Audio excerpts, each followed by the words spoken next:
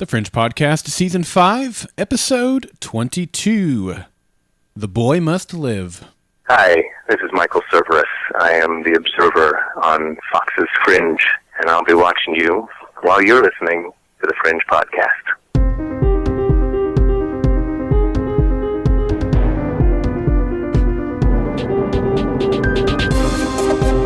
Support for the Fringe Podcast is provided by listeners like you and by this week's sponsor, Global Cash Card.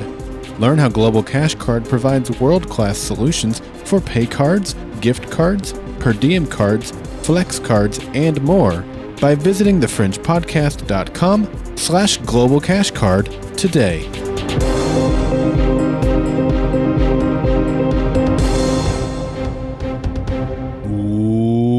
Welcome back to the Fringe Podcast, a podcast dedicated to the Fox television show X-Files. Nice. I love some X-Files.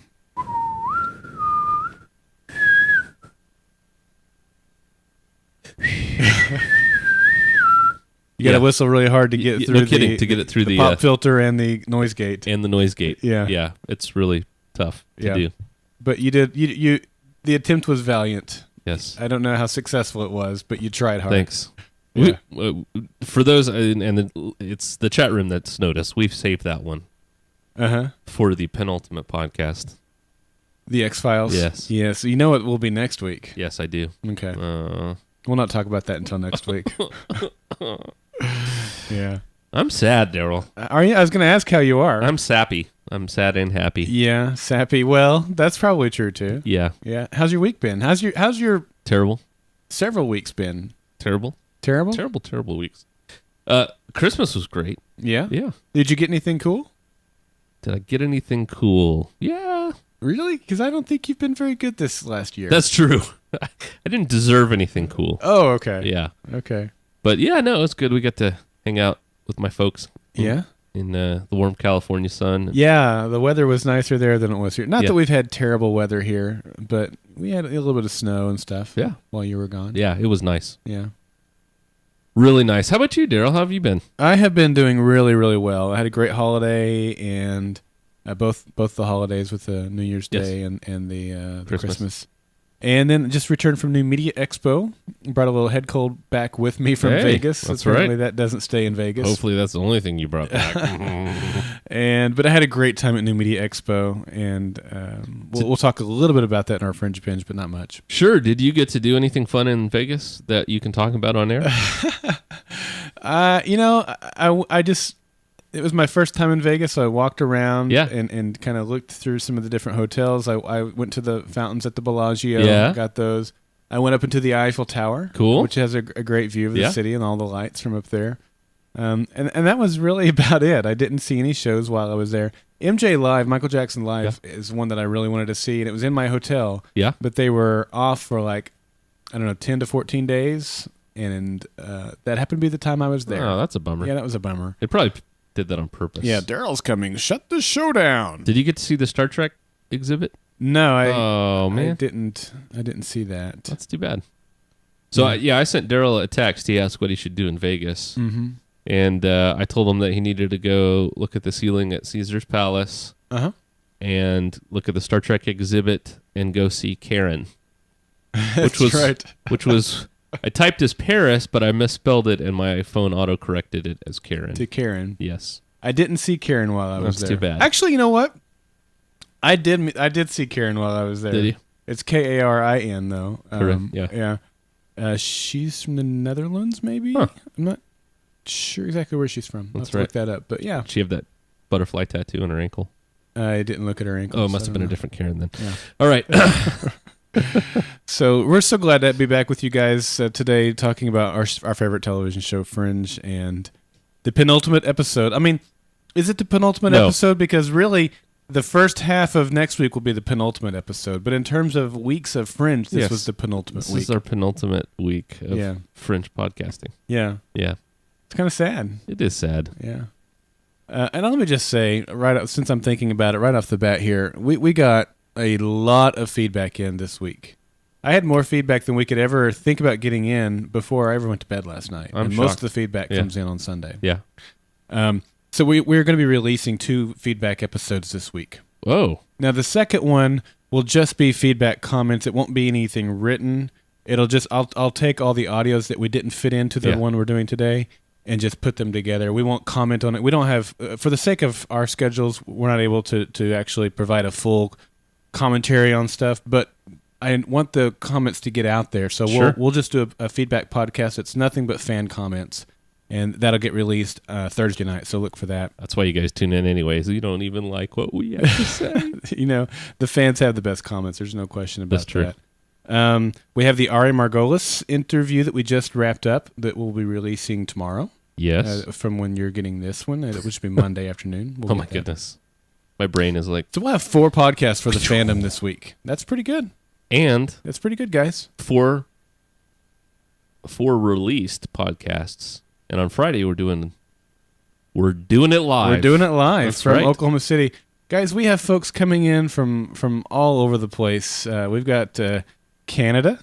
Yes. Whoa. Georgia, Texas, Oklahoma, of course, Wisconsin, Missouri, Illinois, New Jersey, California, Nevada, North Carolina, Minnesota, Pennsylvania, Virginia.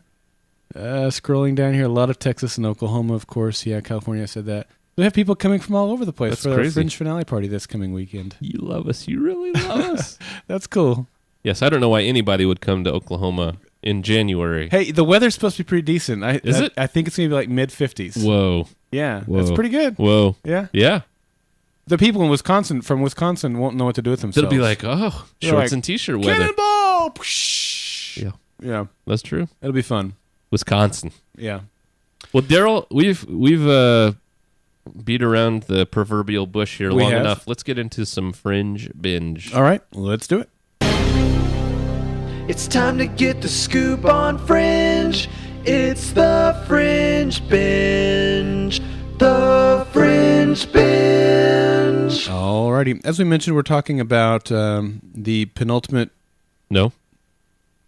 It's not the penultimate episode, because Liberty technically is the penultimate episode. It's the pre-penultimate episode. Okay, fine.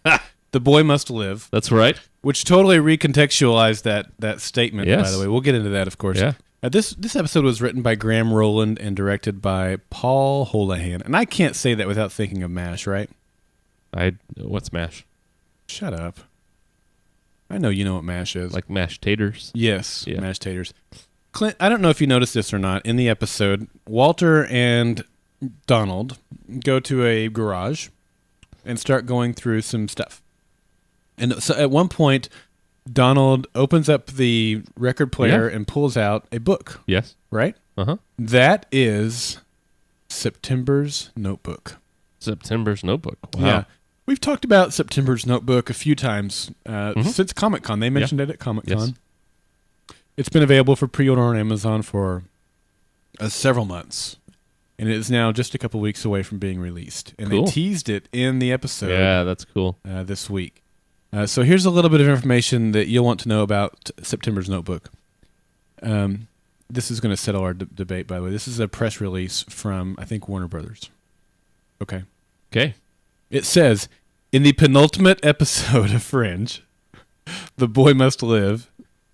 That's false. Okay, fine. Okay. The worlds of network television and licensed publishing collide and will never be the same again. In the episode, I can't say this word very well. It's enigmatic. The recurring character of the Observer, September, obviously played by Michael Servers, he reveals to Walter Bishop that he had been keeping a notebook of his observations. September's Notebook is the exact book that fans of the show have been able to pre-order and consequently be a part of since earlier this year. Fringe executive producer and showrunner J.H. Wyman said, "We couldn't have picked a better framework for this book with the Observers. Where we went this season is ultimately so Observer-heavy, and it reveals some things that are really mind-blowing. We wanted to include the Notebook in this upcoming episode as it encompasses September's journey from the beginning to end. The fact that we are able to share it with the fans after the episode airs is truly exciting. September's writing exhibits what he admires most about the human spirit's most beautiful quality, hope. A revelation of fans... A revolution... Really? Try this again. Third time's the charm, right, Clint? He's not listening. I am listening. A revelation for fans.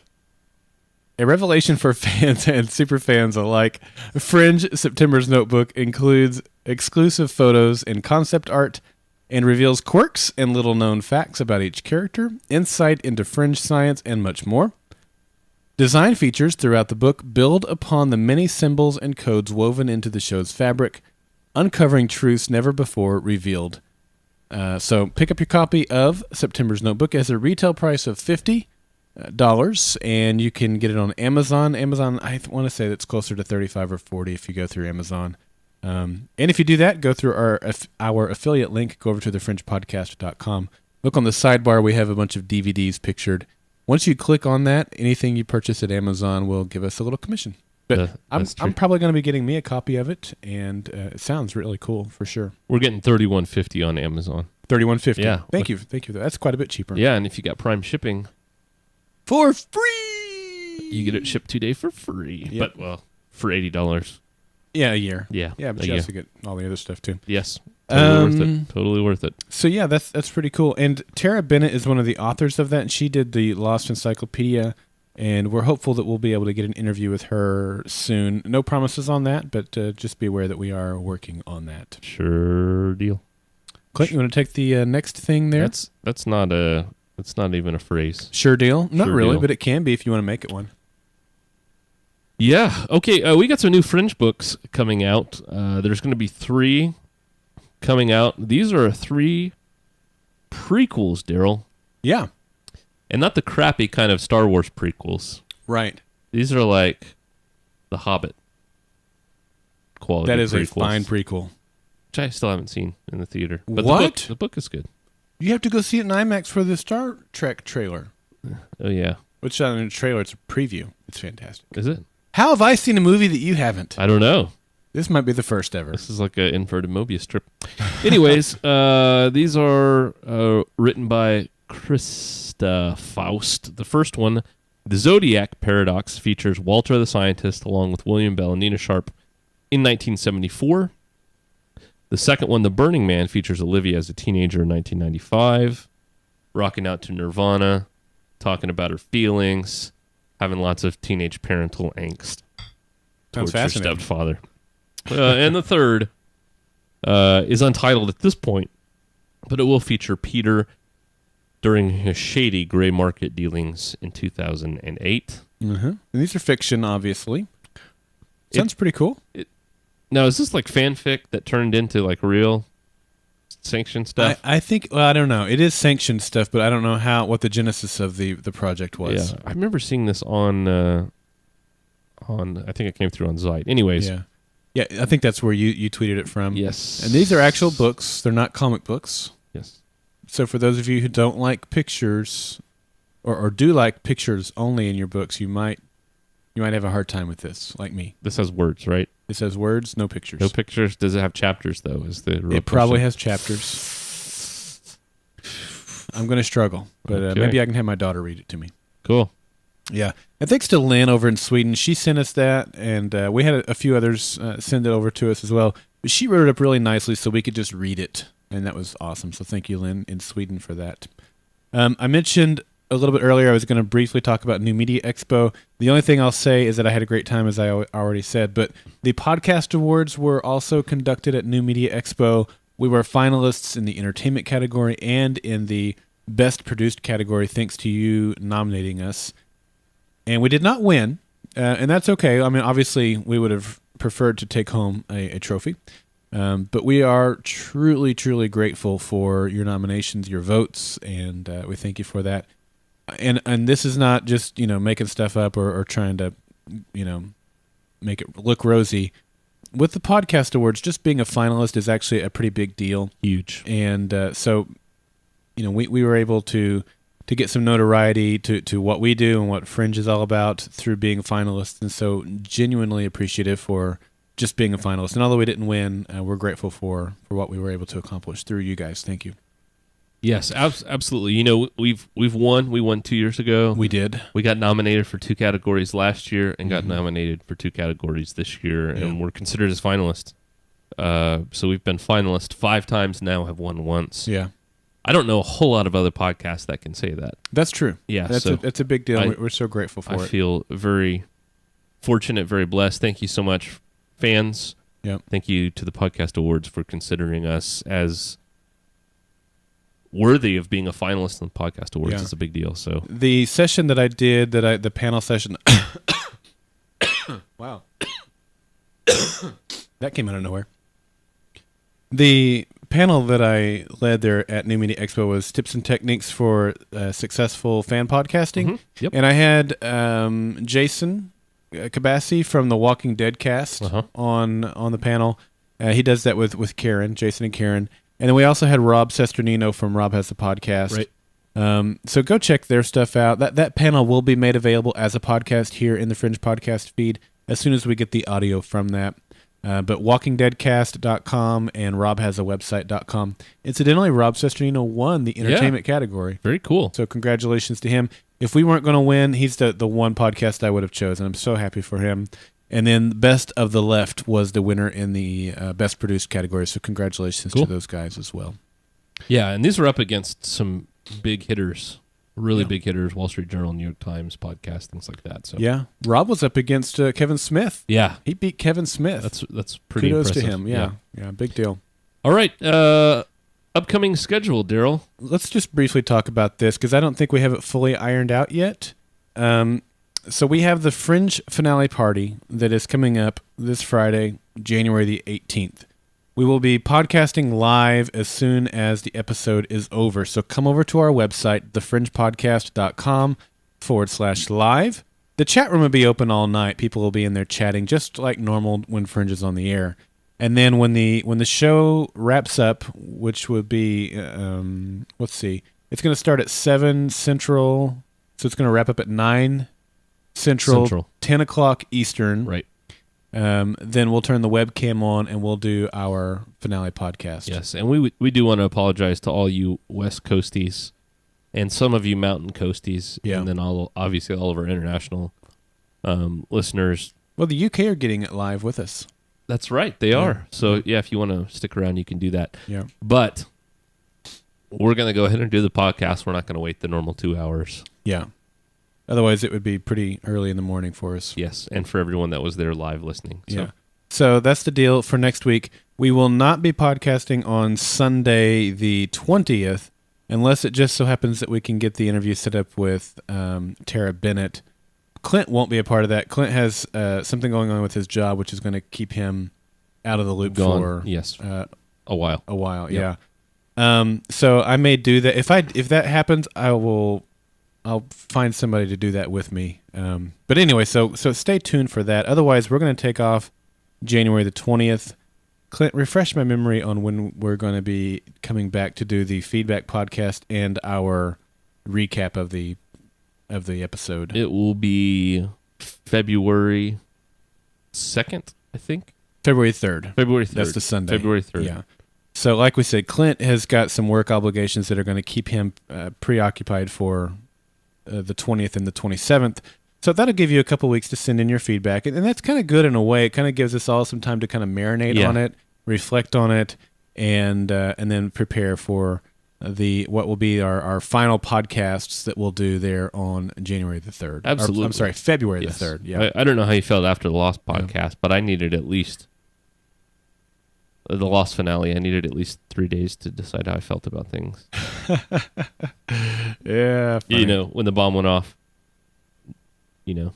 Yeah. Have you seen like the 8-bit video game thing of Lost? I posted it on our Twitter. Oh, did you? Yeah. Yeah, that may be where I saw it. Yes. That's hilarious. Yeah, it's funny. Yeah. Really good. So that's our schedule. So just to kind of recap here, live show immediately after the finale airs in the Eastern and Central time zones, Friday, January the 18th. And join us over at thefringepodcast.com/live for that.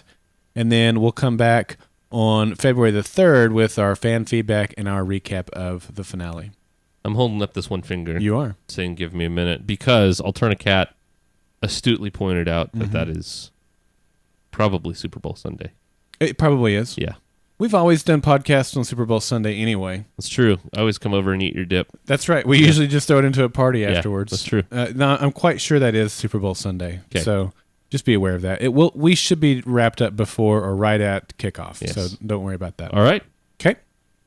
All right. Anything else in the Fringe Binge? I don't think so. I think that's it. Let's get to our Bunsen burners. All right, Clint. I'm going to let you go first here because you've got some splaining to do with this rating. Yeah, I gave this episode 5 jazz toes. I like jazz toes, but 5? 5 out of 5.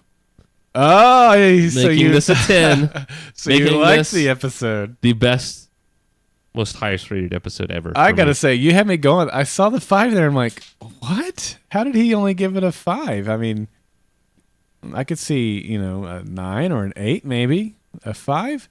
Okay, so you liked the episode. I did. Okay. I gave it 9 public restroom phobias. Nice. You like that? Yeah? Yeah. I'm the same way. I don't like going number 2 in a public restroom. No way. If I can make it, I'll go home. It's got to be like the explosive kind before I will. TMI. Wow. Sorry. Okay. Yeah. All right, guys. Let's do the episode recap.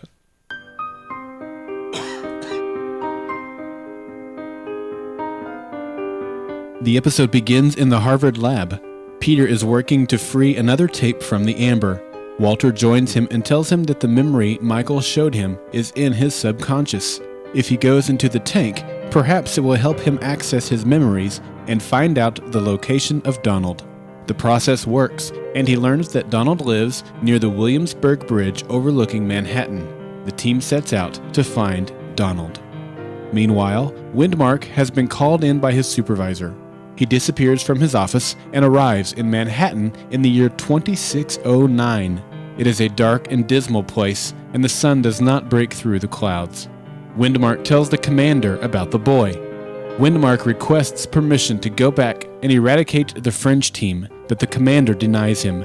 They have chosen this period in time because it gives them a 99.9999% probability of success. He cannot afford to deal with a readjustment of probabilities. Peter and Walter arrive in Brooklyn and begin their search. Walter explains that Michael revealed to him the memories they shared in the other timeline. He remembers when Peter came to get him from St. Clair's, Peter calling him Dad, and having to let Peter go into the machine. Michael has healed Walter's brain. He no longer needs to remove the brain pieces.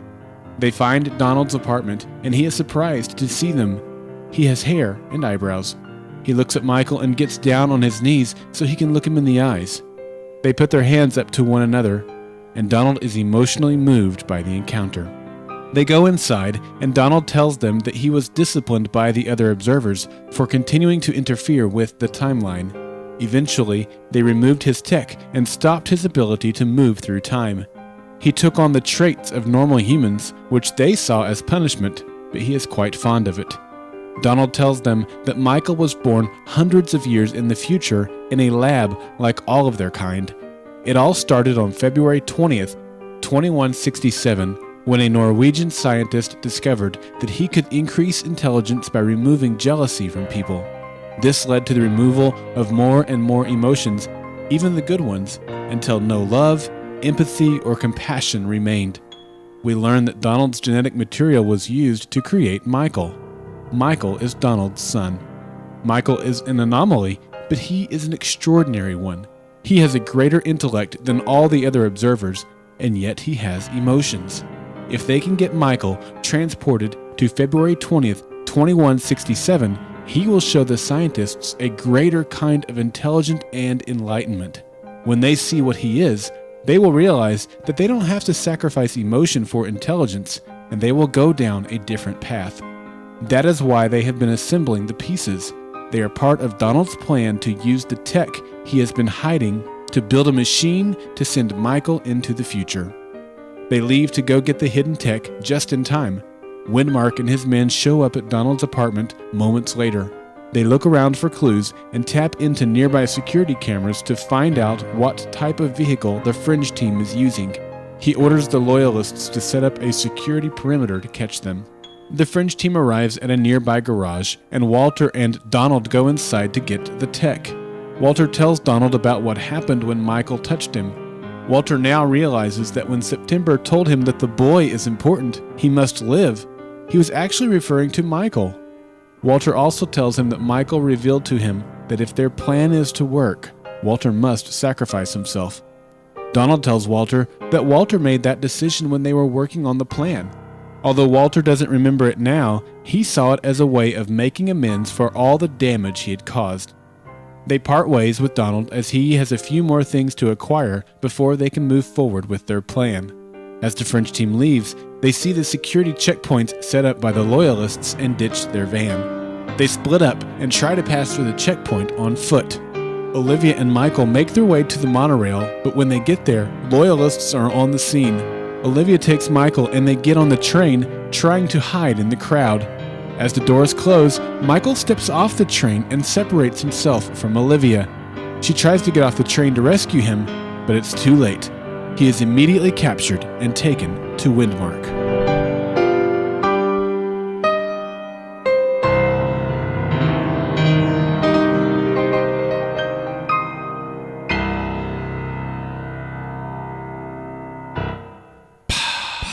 You were late. Way late. Yeah. So you have some science of tomorrow for us today? No. Nope. No. Well, fine. In that case, it's time for food for thought. Yes. Root beer float. Butterscotch pudding. Mr. Papaya. Fruit cocktail. Coffee yogurt. Did we have any food this week?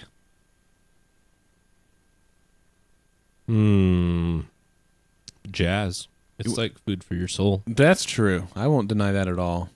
That was good. I don't think we saw anybody eating anything this week. No, I don't think we did. I could be wrong. Yeah. Chat room. Excuse me. The glyphs this week spelled Grace. What do you think that might mean, Clint? I think we're going to get Grace Kelly as a zombie in next week's episode. Oh, I thought it might be Maggie Grace. Oh, yeah. She's making, she's off the island. That's right. She's in that looking new for show. Work. She's in the new show, The Following. She is. Yeah. That's right. Yeah, so if you like that, you should tune in and watch it for her. That's right. I forgot about that. That's right. Yeah. Good memory, my friend. Yeah. So yeah, Grace, I don't know. Is there going to be grace extended to somebody? And if I think of it in those terms, I think, are they going to extend the observers some grace? I don't think so. Not destroy them? I think probably it's more Walter. Uh-huh. Yeah. And somebody mentioned in the chat room just now that it's going to be Walter who gets grace. He doesn't have to die at the end of the episode. Oh. That's what I think. Okay. And we also got reminded that they were eating some sort of red vines. I think it was grapevines that we saw at some point. That's right. You're right. Yeah. Yep. We're eating some grapevines right now, yes, aren't we? we are. Yeah. From Maureen Paolini. I saved them. I didn't eat them the entire time we were off because she sent them to the podcast. That was nice. I wanted to make sure that you had a chance to eat them along with me. I would have totally done that. Speaking of which, Daryl. Oh, man, yeah. We should do that. We mentioned in the interview with Ari Margolis, that you'll hear later in the week, we had a conversation about Josh Governale, who's one of the guys that works over at Fox. Anyway, Josh sent me an email last week and said, "Hey, I want to mail you something. What's your mailing address?" And I said, "No chance, stalker." But then I relented and gave him my mailing address, and this came in the mail while I was in Vegas. Pretty cool. I don't know that Clint knows anything about this. So this says Fringe. It's got an observer with a nosebleed. Yeah. He almost looks like he's had his tongue cut out, but I think he's just screaming. I think he's screaming. Now, what's that in the background, Clint? It looks like a vortex of clouds. Like a storm. And a yellow dot. That's true. Which is kind of the Fringe symbol. Yeah. Why don't you go ahead and open that bad boy up? All right, let's see what's in here.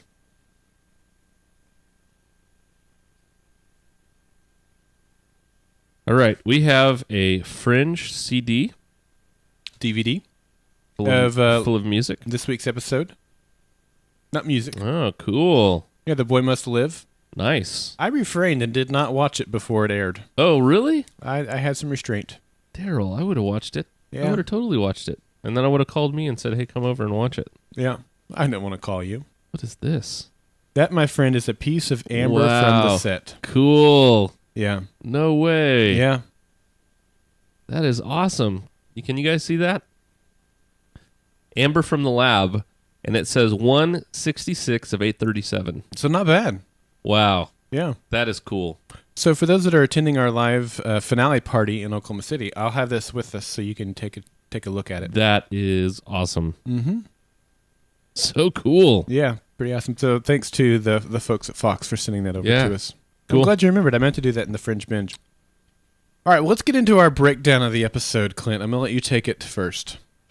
Oh my goodness. There's so much to talk about this episode. Well, let's talk about the first thing that happened. Okay. Walter was up and Peter was up with the laser. And the goggles. Looked like a mad scientist. Uh-huh, sure. My wife thought that was from the comic book. No. Peter in the goggles, but I didn't remember that. I don't remember that either. Okay. We've seen Walter wearing the goggles this season. But, this is one of those things, and we talked about this, or going to talk about it with Ari. Dadgummit. Ari. Mm-hmm. We had the tank scene, and it was very similar to the way that it was shot with the pilot episode. Yeah. With Olivia and her skivvies. Except Walter didn't even like the skivvies. He took the skivvies off. Yeah. So that he could be more relaxed. But, it was one of those things that in this episode, just reminded me, you think about the things that happened. Yeah.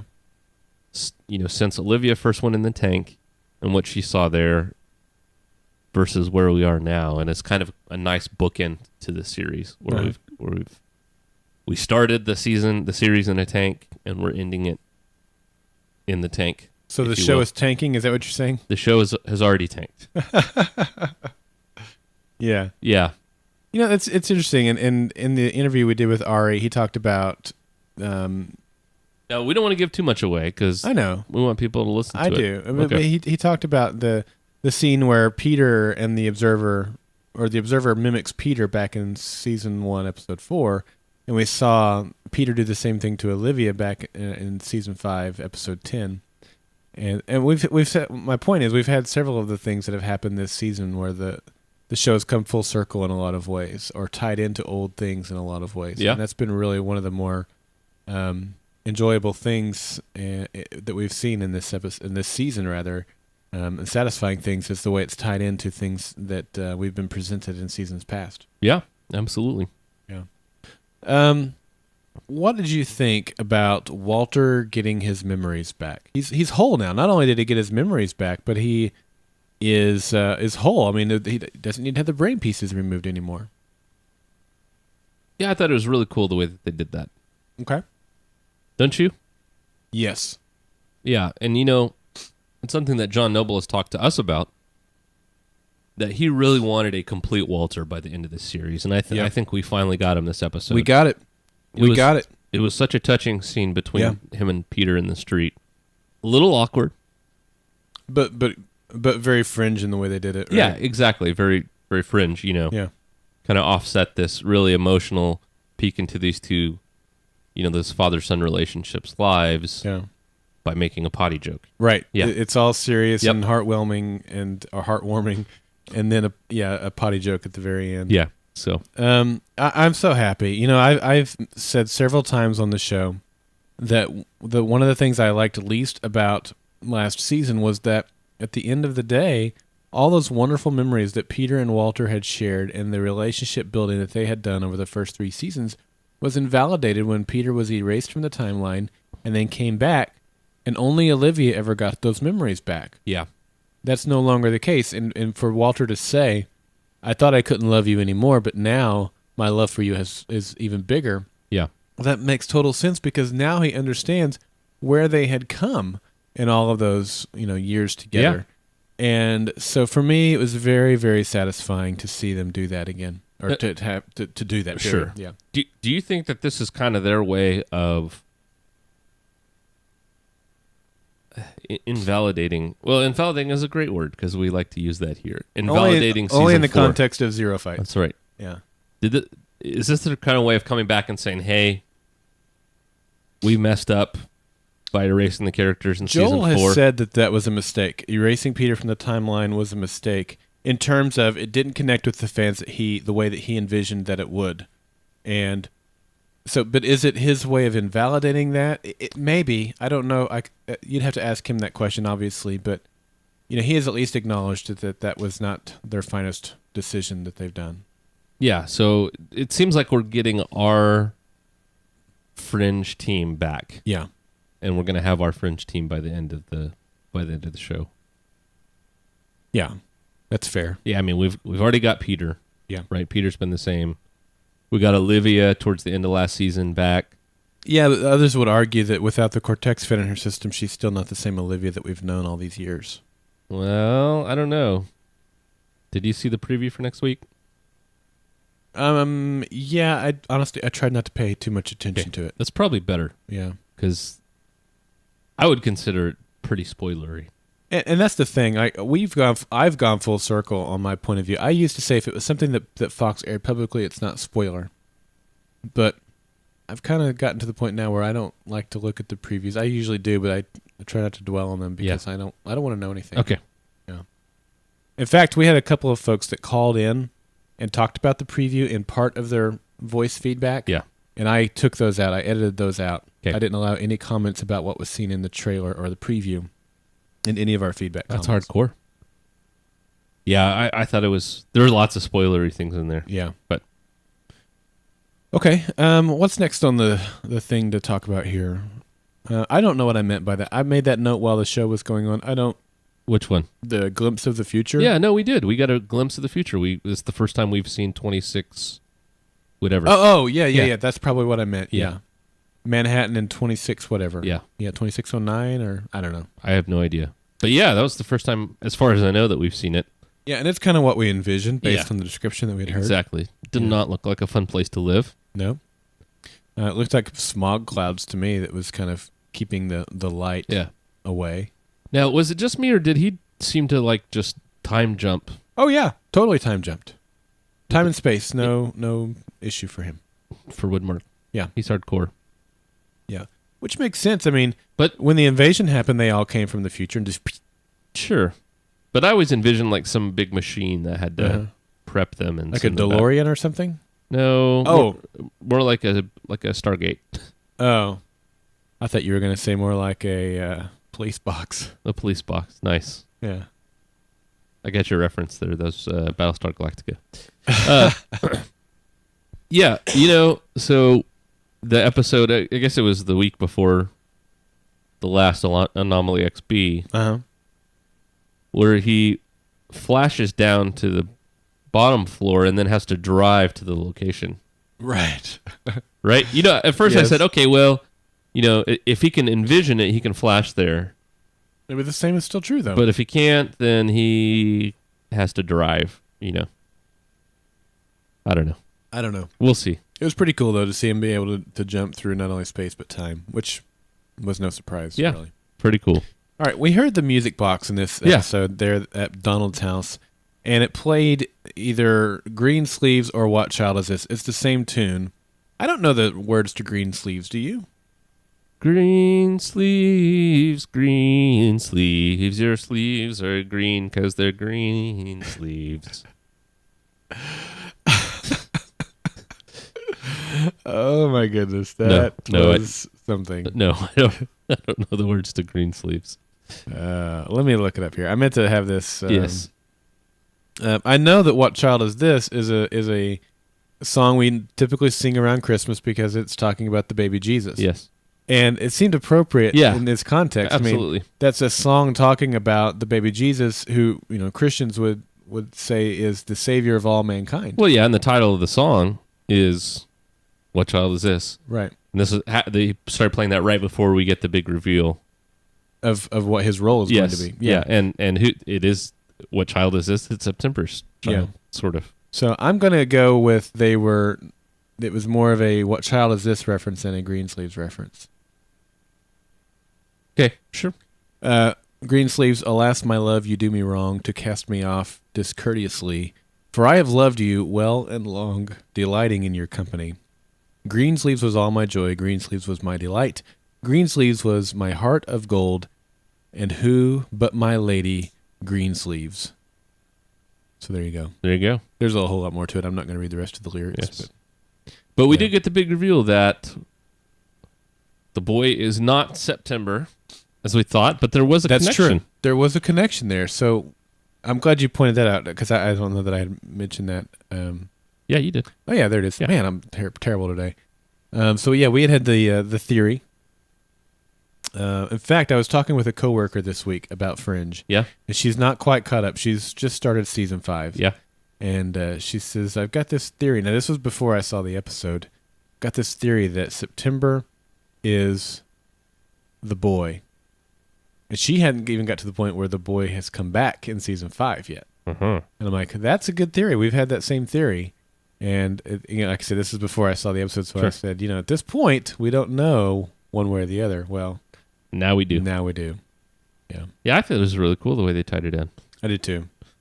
Yeah. It also totally recontextualized statements like, the boy is important. Yeah. He must live. Yes.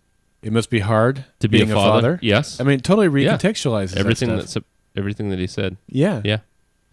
Yeah. In fact, we've got a feedback that is listing out, I think their top episodes. I need to look at it again and see if that's what it is. Or I saw somewhere posted that, here's the list of episodes you should go back and watch before the finale. And it was things like, Jacksonville and August and The Arrival. Yeah. But anything that September, any of the really big, what's the word I'm looking here? Anyway, the dialogue that September has had over the last 5 seasons needs to be totally looked at again and recontextualized. Well, and I think it casts light on why this dynamic between Walter and Peter was so important to September specifically, and why he went out of his way, not observing but kind of interfering. Yeah. In a way that this is he is not understanding his feelings for this boy, trying to understand a really difficult father-son relationship. And so what does he do? He goes back in time to look at, what Walter Bishop did to be with his son. Yeah. Ends up making things worse, tries to correct it, and then does things like does not really erase Peter from the timeline, things like that. Right, right. It really brings it all back, I think. Yeah, in some degrees, though, it was also a little bit disappointing in that it looks like Walter and Peter and William Bell, particularly Walter and Bell, aren't really going to have anything to do with the creation of the Observers. I had thrown out the theory there at the beginning of the season that the Observers were going to end up being some sort of either shapeshifter or hybrid or whatever you want to term it. Right. By William Bell. And that seems to be dead at this point, although I'll wait and see the finale before I totally make that decision. But, at the same time, I had kind of thought that with Bell and Walter pushing all these boundaries of science, that ultimately that would be directly the cause of either the bleak future or the Observers or, something to that effect. You know what I mean? Yeah, well, and like you said, we still don't know until we get to the finale. Right. That date, that scientist could have been somebody that, was a big fan of the risks taken by Walter Bell, and possibly, could be somebody that got a scholarship from Massive Dynamic to explore, evolution. Who knows, right? Right. I mean, we will find out. Yeah. Daryl, we got a lot of other answers this episode. We did. It was a very answer-packed episode. I felt like it was kind of the... Is that why you gave it a 10? Yeah. It was great. I mean, it was a well-paced episode, I thought. Okay. We got a lot of stuff that happened in this episode, and you could really see the chess pieces kind of moving into place for the big finale here, which is So what are some of really the answers cool. that we got this episode? Well, I don't have all of them captured here, but I got 4. Okay. That I had wanted the answers to. Some of them from episode 4 of the first season. Okay. The first one was why the Observers chose this time. Yeah, we got that one answered definitively. Yes, because of the chance that they had of success. So that's why they chose this time in this timeline. Right. And we know that September helped them with their calculations. Right, because he was one of the 12 in the science team that went back to do it. True. How the Observers were created, we learned that. Yes. Which I don't know how everyone else felt about it, but it was a satisfying answer for me. Was it? Yeah. I was okay with it too. I mean, I don't know nearly as much sciencey stuff as you do, but even if you're created in a lab, you still need a sperm and an egg, right? No, not necessarily. Okay. I mean, you need something to initiate,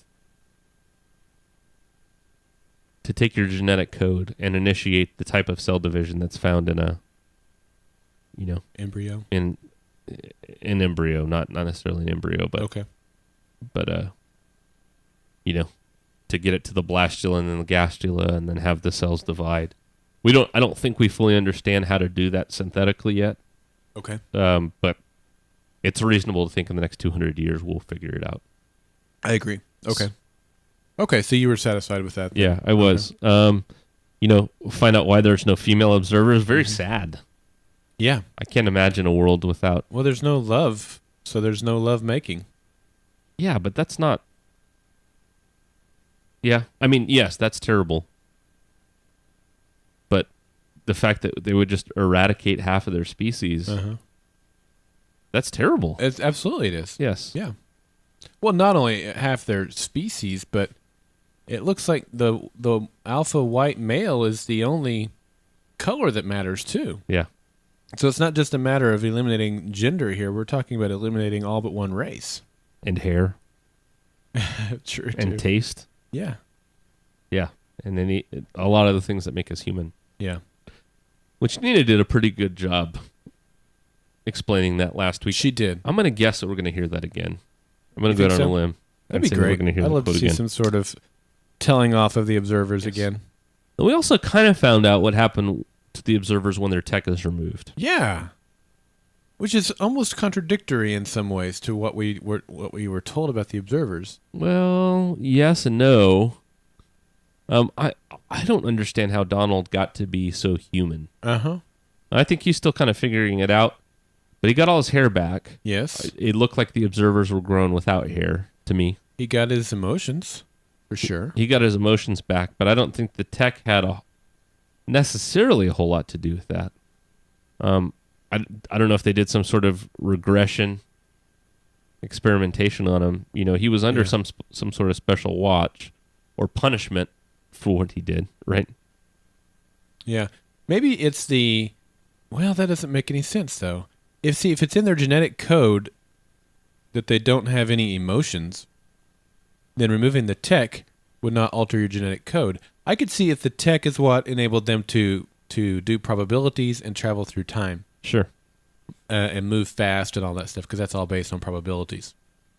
But as far as the emotions, I mean, if that's part of your genetic makeup, then removing the tech, I don't see how that would have any effect on that. And that's where I say it seems a little bit contradictory. Yeah, several people in the chat room have said that he was experimented on and they, quote, regressed him. Oh, that's true. Yeah. That's true. So, okay. Okay. Fair enough. At least they touched on it. Okay. Okay. Yeah. Thank you, guys. Yeah. So those were just 4 of the answers that we got. Yeah. This episode. Those were big ones for me, though. All of those. They were great answers for sure.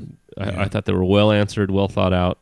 And how great was Michael Cerveris? I mean, we've always praised him for what he's done with the. And if you've not gone back and listened to the interview we had with him in season 3, I think it was. Yeah. Go back and listen to that, but because it gives you a deeper appreciation for who the observers are, how they're being depicted on screen, because he came up with that. He came up with the wardrobe. He came up with their mannerisms. Yeah. And the way they tilt their head that was part of Nina's thing. Yeah. He came up with that. Yeah. And so we've always praised him creatively for what he's done with this character, but in this episode we got to see more of what Michael Cerveris is capable of. He's a Tony Award winning actor.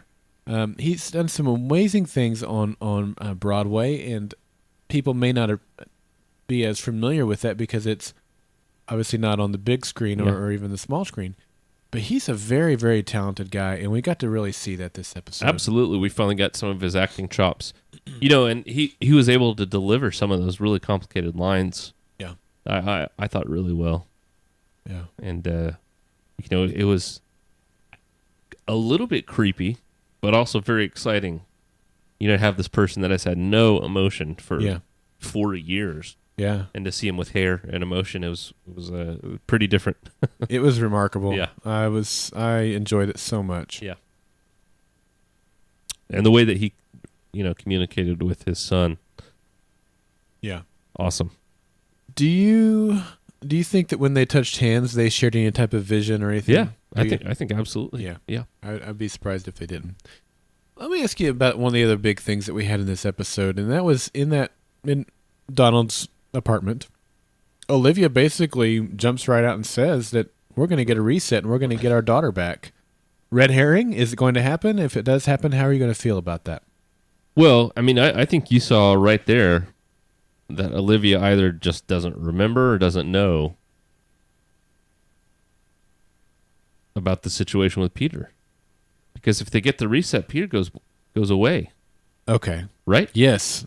If they get the reset, then those observers never existed. If those observers never existed, then September's never there to distract Walternate. He finds the cure. Red versus Peter is saved. Blue versus Walter never needs to go over and save him. Right. Therefore, there's not a rift in the two universes. Walter doesn't bring Peter over to ever meet Olivia on this side. Do they meet over there in the red verse? Maybe, but would you find that satisfying? I don't know. I don't know that I would either. Yeah. It's a huge question, and we've got a lot of feedback on it, so I don't know that we'll spend too much time on it here. But that's the top question that fans seem to be asking. And I'm asking it too. Yeah.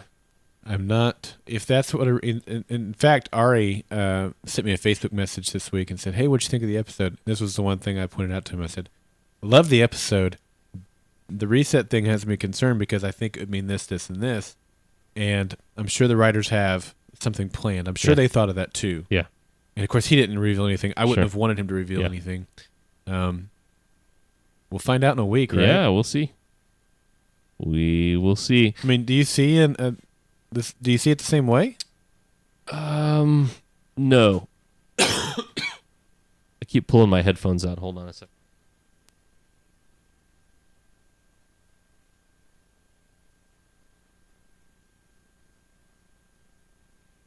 All right.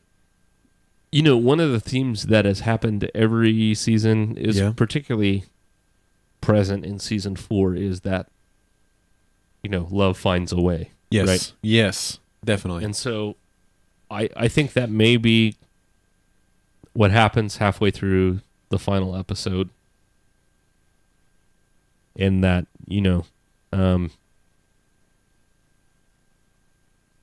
let's just say that Peter grows up in the shadow of Walternate. Walternate is a completely different person, a loving father.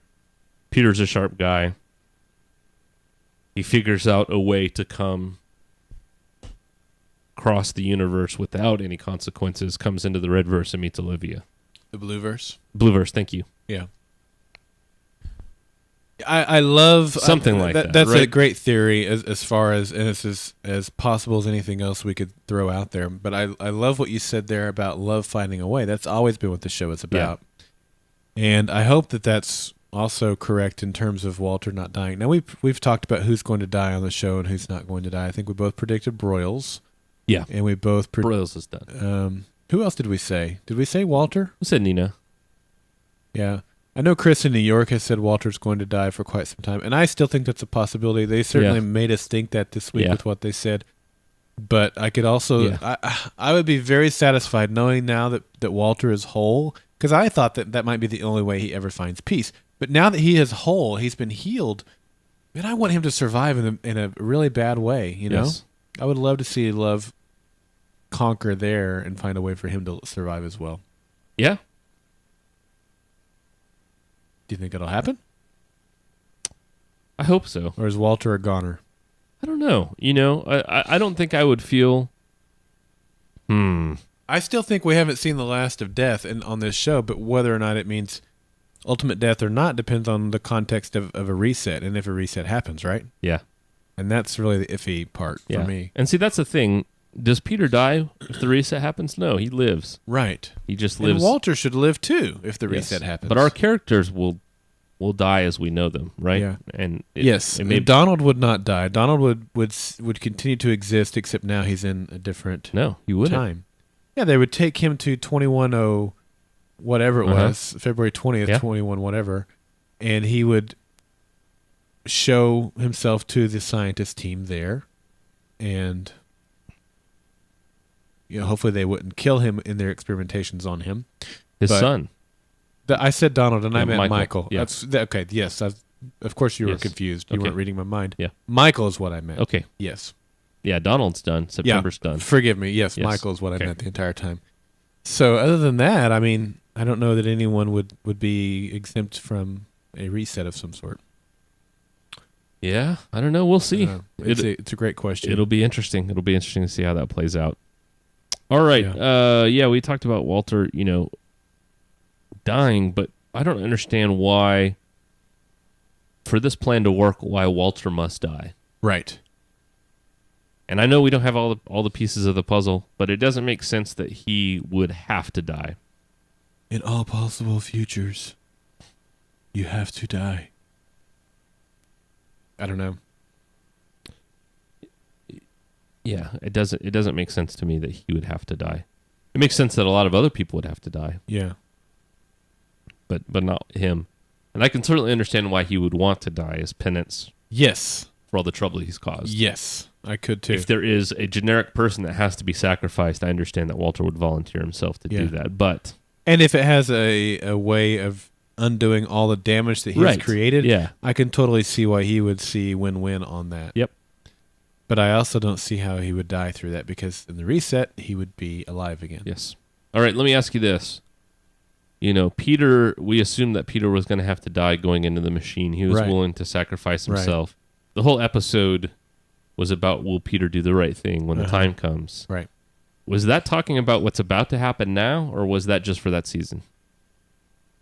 I think in the spirit of recontextualizing some things, I think it could tie into what we're going to see in the finale. So do you think Peter will sacrifice himself in the end?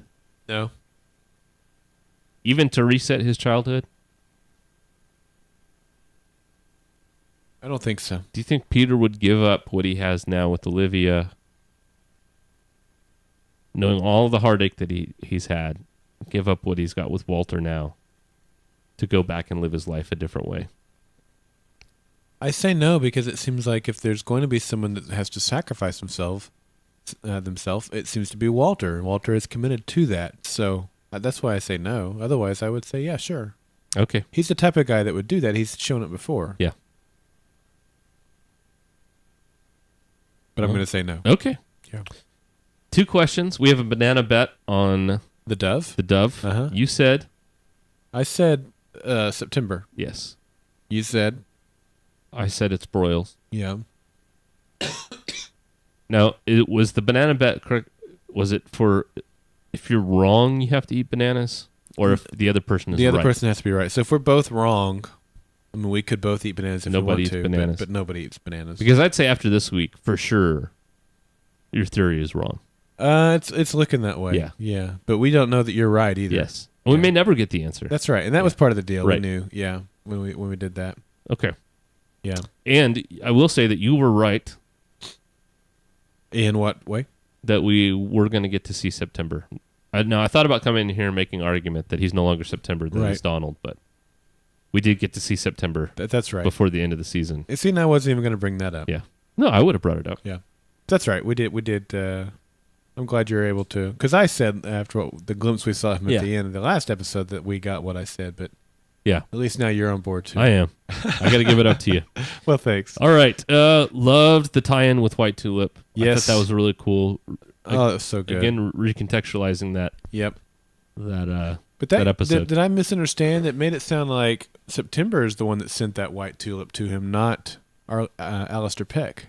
I didn't quite understand. It sounded like maybe September had pulled the White Tulip from that timeline as a reminder to Walter who he is and who he has been in this timeline. Yeah, I took it that that was a moment where Walter needed some inspiration and some hope, and so he sent him the White Tulip to give him that. Yes. But if that's the case, then it didn't come from Alistair unless he somehow manipulated Alistair to do that, which is possible. He knows how to manipulate events, right? Yeah. I don't think so. I think that was actually the one that Alistair Peck sent that he pulled forward into this timeline to remind him who he was. Okay. Yep. And the chat room's kind of agreeing with you there. So then I was confused, so I'll definitely concede that. Yeah. Okay. Yeah. One thing I did notice is that it appears that on several levels, the observers are starting to show, if you will, chinks in their emotional armor. Yes. We saw Windmark. Smirk? Windmark. Windmark. Uh-huh. Yeah, Windsmirk. Skidmark. Skidmark. We saw him showing signs of anger consuming him. Uh-huh. That all I can think about is killing these people. We saw the one observer tapping his toe to the music. That was very telling, wasn't it? Yeah. Obviously, we got an indication that that September had made an irrational decision to save his genetic progeny. Yes. Do you think that this is them experiencing some sort of probability of a rewrite in real time? Oh, I like that. How Marty McFly kind of disappears the less chance there is of his parents getting together? Right. It could be that in spite of their best efforts to eliminate emotions from their genetic makeup, they're still what makes humans humans in a large way. A large differentiator between us and other animals is that we have the ability to understand, and emote in so many levels. Yeah. So as hard as they've tried to eliminate these from the genetic makeup, they cannot be fully removed. But we've only got one episode left, or you know what I mean by one episode. Yes. So yeah, one night of Fringe. I don't know that that's really a road they're going to go down because of all the other context they've already given us. So I'm not sure, but I mean, I like your theory too. That's just a thought. Yeah. You know what I thought was really cool? I loved all the mementos that Donald had in his office. Yes. The snow globe. Yes. Which was used in two scenes. Yeah. Right? Right. Where... Well, at least two scenes. Yeah, Brandon smashed them together. Right. That was Nina, yeah. Or was it Nina? I'm pretty sure. Brandon might have too, but I'm pretty sure Nina did. I thought it was Brandon doing the smashing. Okay. Chat room. The other scene was when Liv, comes over and ends up in the gift shop for a few seconds. Right, and then, exactly. And then breaks that. Right. And so I thought that was nice. Yeah. Nice little memento. He got, he had the Bible there.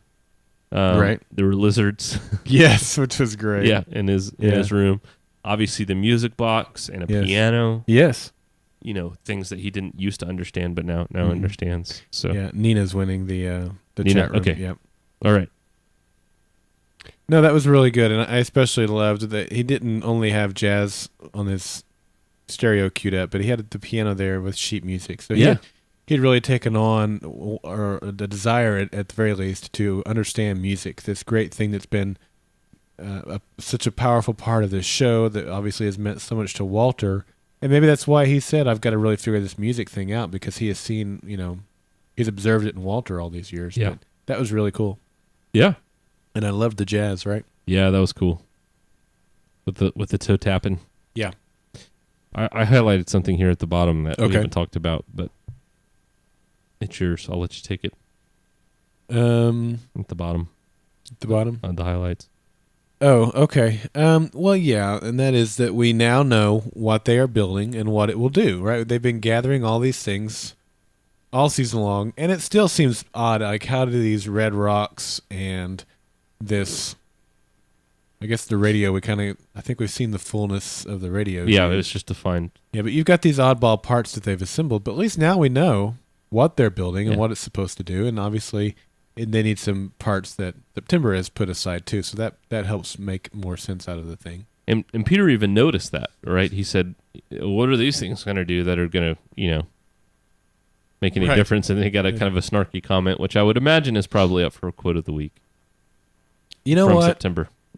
It was like a 3-second long clip. Yeah, so that's true. I didn't include it. Oh, okay. Yeah, I wanted to. It's a great quote. You're talking about the Mobius strip yes. thing. It's a great quote. Yeah. Wonderful quote. I think I might have to write one in this week. All right. That's fine. I can totally see that. It was a good quote. Okay, we got this in from Hellraisin Brazen, and I liked it, so I thought I would go ahead and include it in this part of our show. And this is a quote from him. If this iteration of the Observers is deleted, then Walternate would not be interrupted in his lab in 1985. We already talked about this, really, but I guess I really shouldn't even bring it up because we really did flesh this out. But I think the reason I put this in the show notes was to illustrate that this really does seem to be the top question this week. We've got Brandon Hellraisin Brazen that put it in here, and several other folks that are commenting on it in the feedback. So I'll just leave it at that and say it's a big question. We'll get it answered in some context next week. And this was my theory from. How long have I had this theory, Daryl? That we're going to get a reset back to Raiden Lake, back to that initial. You've had it most of the season, yeah. Okay. I think it's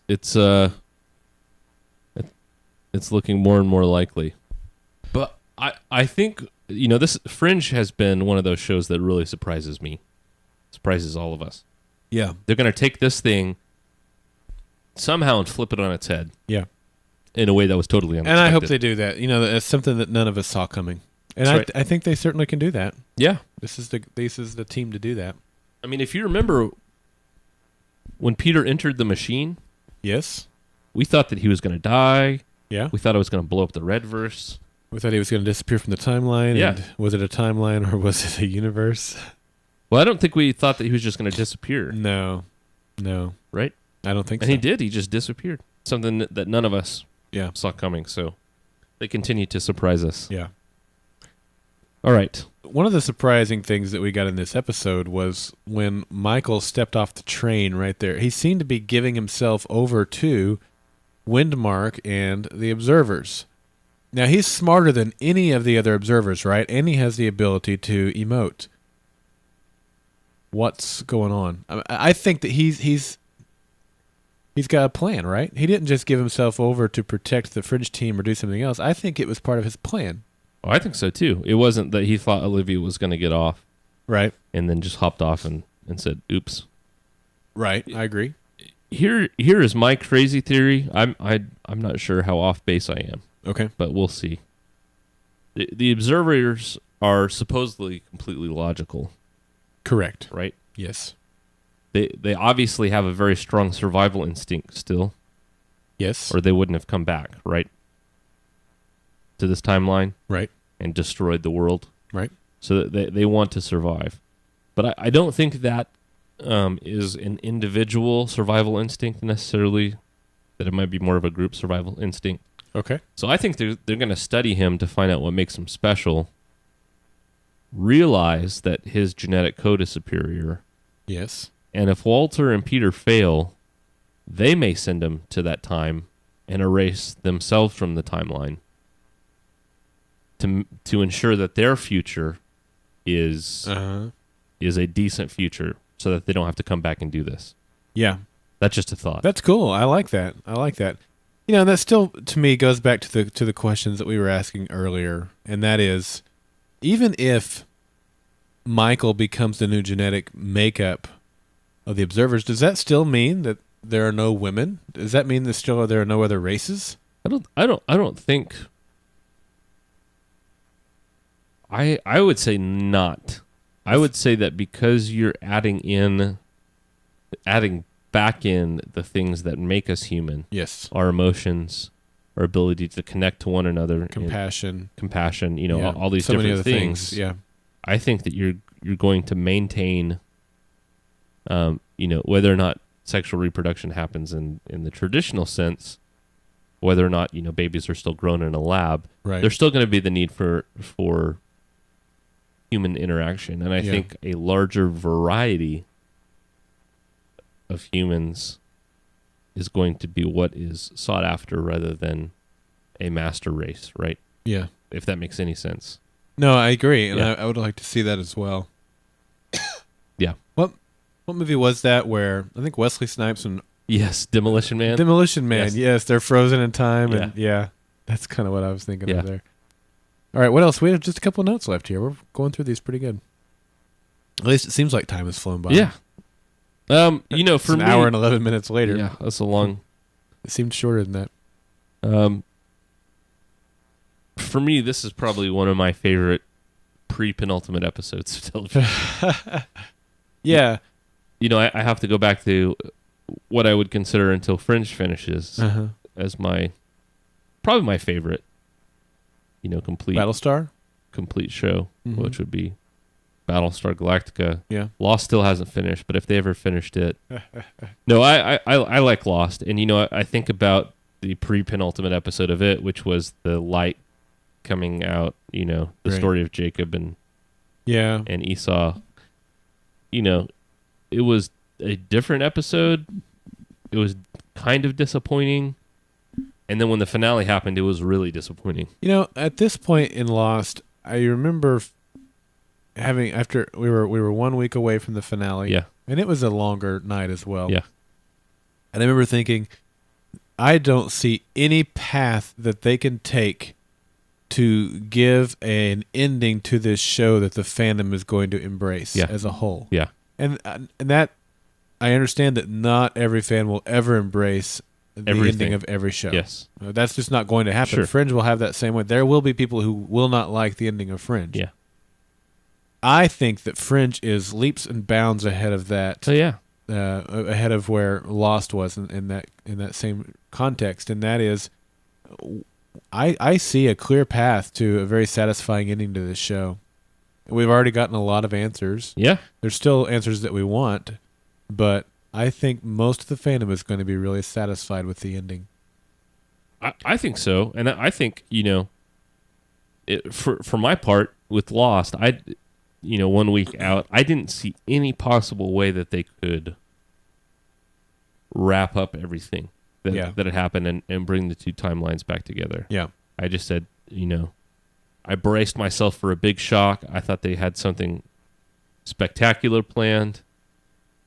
And again, we've beat this horse ad nauseum, but I felt like it was a kind of a cheap ending. Yeah. Well, in Lost, like you said, we've beaten this to ad nauseum, but I liked the finale of Lost. But if you were wanting answers to everything, or at least even a lot of the core mysteries of the whole thing, then you probably weren't very satisfied with it. And I just don't think that, for the most part, we're going to have that with Fringe. I think, for the most part, everybody's going to enjoy it. Yeah, I do too. We have the science fiction piece. We have the character piece of the show. Yeah. And I feel like we've got the stage set for a satisfying ending for both pieces. Yeah. Both pieces equally. And personally, on a personal level, this finale will be different than anything that you and I have ever experienced before. Sure. Because we're going to have the fandom there with us here in Oklahoma City to watch it together. And there is no question that our feelings about the finale and those that will be there with us will be shaped by that experience as a whole. Uh-huh. I anticipate having a wonderful experience with the fandom here in Oklahoma City, and that will cause me to when I think about the finale of Fringe, to have wonderful memories, conjure up in my mind. So, we have to also take it into the context of how we're going to experience the finale. But even beside all that, I'm pretty sure we're all going to be satisfied. Most of us are going to be satisfied with the way it comes to an end. I agree. There's always going to be people that don't like the ending, but I think you're going to have a larger amount of fans that are satisfied with the ending of the show. Yep. I can't wait. I'm sad. It's bittersweet for sure.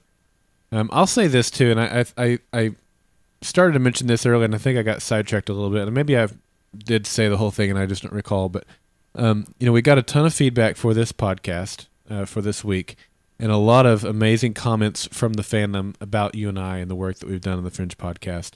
And I know that not everybody listens to the feedback episodes, so I'll just say it here. Thanks. It means a lot to hear the kind words come in and talk about the work that we've done with the Fringe Podcast. It's been a labor of love. You guys have been a great part of that, and it's going to be bittersweet from that perspective too. In fact, I got a little emotional just listening to all the feedback come in yesterday, listening to it, and all the kind words and gratitude, and it's mutual. Thank you so much. Yeah, we really appreciate you guys. More than anything, there were times where, Daryl and I really had to dig deep to decide if we wanted to continue this podcast, and it was really you guys that kept us going. And so we really appreciate it. Yep. All right, any other comments on the episode? I don't think so. Let's get into the quote of the week. All right. Oh, it's the quote of the week. You never know what's gonna happen. Quote of the week. You better get right down and vote for it now. Quote of the week. You never know what's gonna happen. Quote of the week. You better get right down and vote for it now. Word. Is that mine? That's you, man. What's it doing? Oh, it's probably from your video stream on the website, the chat room. Oh, I just pulled up the website. Yeah. So this week's quote of the week. This is for Anomaly XB 6783746. Yes. Do you want to be Windmark or Nina? I don't care. You pick. You can be Windmark. Okay. I really don't. Yeah. I don't want to take the long quote, but all right. You do the Observer so well. The winner is You're the Animal, and not only is it the winner, the next closest, vote, or was He Is No Child, got 3 votes. Yeah, it was even the next close. Closest. It wasn't even close. It was the biggest landslide ever. Yeah. Yeah. I agree. So without further delay, You're the Animal. Why are you not frightened? Do you know why you tilt your head in that way? It's an involuntary reflex in your physiology. It changes the angle at which sound wave hits the eardrum, allowing more stimuli. Like a lizard. I've studied them too. Intriguing characters. Their brains have evolved for over 320 million years, yet for all their evolution, they form no bonds. Love does not exist for them. They are incapable of dreaming, of contemplating, of beauty, of knowing something greater than themselves. Not unlike your kind. The experiments we conducted right here in this lab yielded a surprising result, because for all your years of evolution, you inadvertently redeveloped and honed primitive instincts that we moved beyond long ago. So, in reality, you're the animal.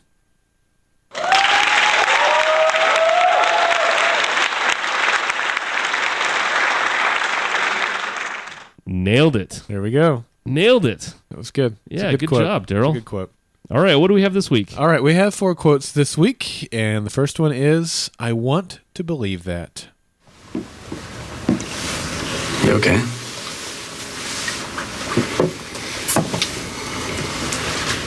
Peter, I think we're going to get our daughter back. Liv. You heard September. The plan is going to reset time. Peter, that boy in there is how we're going to see Etta again. You don't believe me?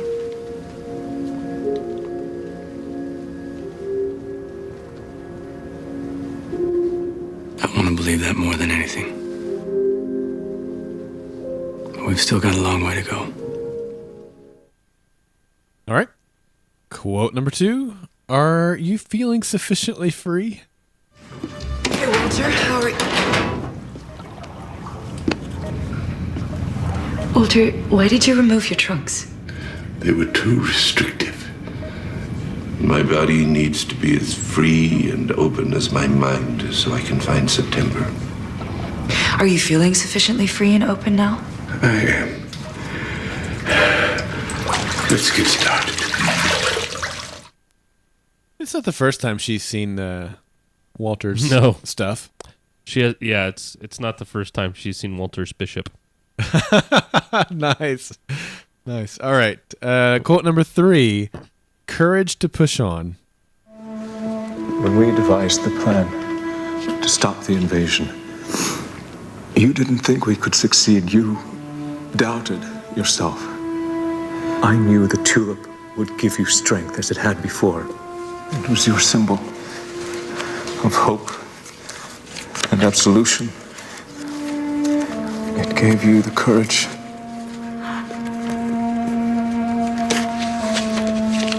push on. And quote number 4, going number 2. I didn't think it was possible to love you more. But now, knowing what we've been through, and everything we've had, I do.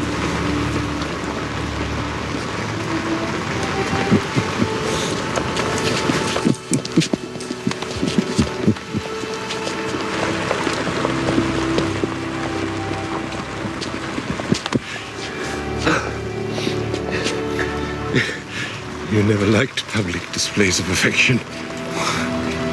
Or going number 2 in a public restroom. I remember that too. I think we need to put Walter's Bishop up for quote of the week. Man. The chat room's loving that. I'm getting lit up in the chat room. It's awesome. That was pretty good. I got to give it to you. That was pretty good. All right. Yeah, that's it. So we want to remind you guys how you can support what we're doing. And let me just say the support that we had come in for the party. Those of you who purchased tickets, we had several people make a donation. And we really appreciate it. We didn't make any money on the party. That was never our goal. No.